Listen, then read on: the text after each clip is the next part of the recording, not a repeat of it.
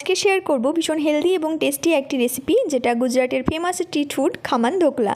যার জন্য 1.5 কাপ বেসন নিতে হবে। বেসনটা খুব ভালো করে চেলে নিতে হবে।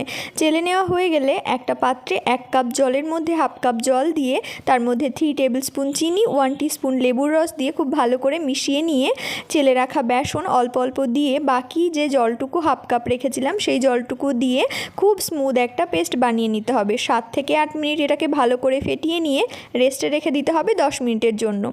যে পাত্রে স্টিম করতে দেব সেই পাত্রে অয়েল ব্রাশ করে নিতে হবে এবং স্টিমারে জল গরম করতে দিতে হবে। এবার রেস্টে রাখা বেসনের গোলাতে 1 টিস্পুন দিতে হবে লবণ, 1/4 টিস্পুনেরও কম অল্প একটু হলুদ গুঁড়ো, 2 টেবিল স্পুন দিয়ে দিতে হবে তেল।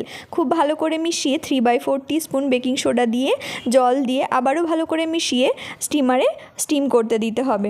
এই রেসিপির ডিটেলস একটা ভিডিও আমার চ্যানেলে আমি দিয়েছি, তো আপনারা চাইলে সেখানে দেখতে পারেন। সেখানে